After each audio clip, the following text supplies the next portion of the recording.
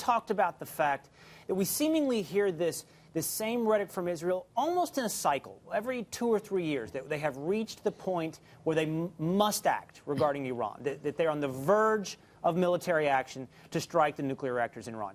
We're hearing it again. We talked about this last week. The rhetoric is ramping up again. We have this quote that Buck has talked about from the Israeli media that Netanyahu is determined to attack. Do you see something different this time? Do you see that this time is different than all the others we've heard? You know, I don't really. There's one thing that's been going on quite masterfully, and I would credit more the Israelis than us, but maybe we're contributing somewhat. I certainly hope we are, which is the sabotage program that's directed at Iran's nuclear project, and also the assassination program that's been going on. I'm pretty sure that's run exclusively by the Israelis, although not certain. So in other words, targeting engineers, nuclear engineers in Iran, especially the ones working in Natanz and other very critical parts of their nuclear weapons program, and the effort to sell slightly sabotaged material, and also the Stuxnet virus, other essentially political warfare, information warfare tools that have been directed against the Iranian program. So that's bought a lot of time, and that has delayed the point where Israel is going to have to say either we bomb them now or we're dealing with a nuclear Iran. Christian, it's Essie. I want to move to Syria for a minute. I don't know if you heard that clip of Obama talking about Syria and chemical weapons and red lines and enormous consequences. I was talking to one of my liberal talker friends the other day who characterized this as Obama's strongest language yet on Syria. As Buck mentioned, I don't find this language to be particularly strong. Do you see any escalation in Obama's language on Syria, as this person clearly does, or do you think this is more sort of stalling and vagaries?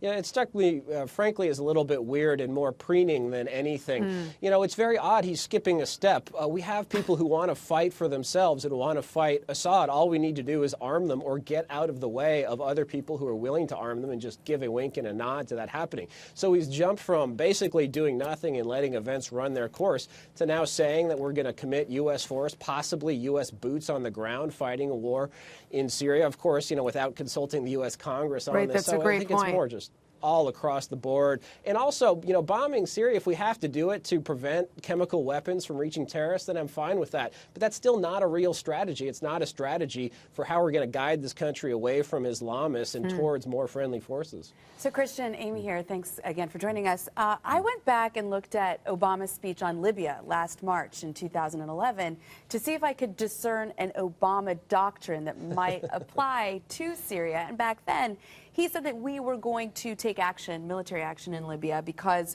there was an international mandate, a broad coalition prepared to join us, the support of Arab countries, and a plea for help from the Libyan people themselves. And he even talked about the potential for mass violence being conducted by Gaddafi as a stain on the global conscience. From this, can we extract an Obama doctrine that might apply in Syria, or do you just see there's really no through line here? Yeah, you know, that's a very good point you raised. I think it's actually better to look at Obama's triumphalist remarks once Gaddafi was killed, which actually was achieved by the UAE, by Qatar, by others providing arms to the rebels on the ground so they could win. But he said we, quote unquote, enforced the writ of the international community.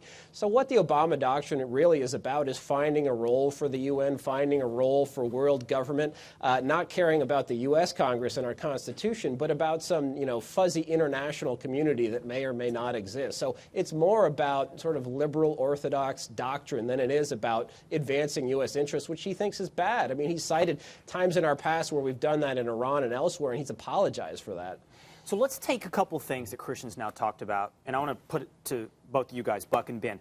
Here's the deal. We're balancing two topics at once here: Iran, Iraq, Israel, Iran, and Syria. But I think there's a common thread, right? And here it is. If Christian is right, that what we're hearing from Israel is not unique, and that the Obama administration is probably betting on that, and if Israel needs us, then the impetus is not to act, for the United States not to get behind Israel. And if SE's right, that what we're hearing from Obama regarding Syria is weak, again, we're reinforcing the message, we will not be there. We will not be there to act, all of which suggests between now and the election, you can count on very little happening.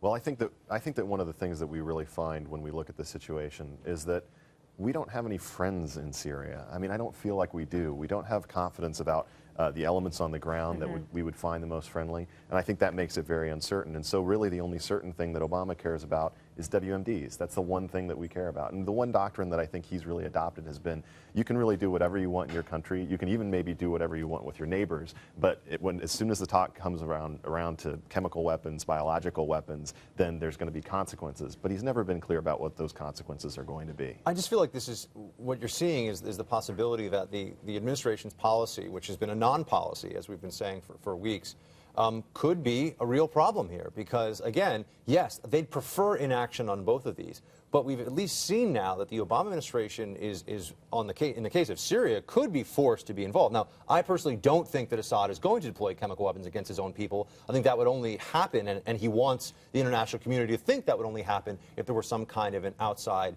intervention situation. But I also think that there's not a whole lot that's been done that could be done. I don't understand why we're not willing to openly arm the rebels. I mean, they've given $84 million of aid, and the Russian foreign minister has said there should be no outside intervention. This was in response to Obama's red lines, which were pretty tame, didn't really establish anything. The Russian foreign minister said that there should be no outside interference. Well, I think what he meant is except for Russian and Iranian interference, because we know they're very involved, they're propping up the regime, and that's well established in all the press. So why can't we get more involved? He may have to get involved, though, is where we're going. And when I looked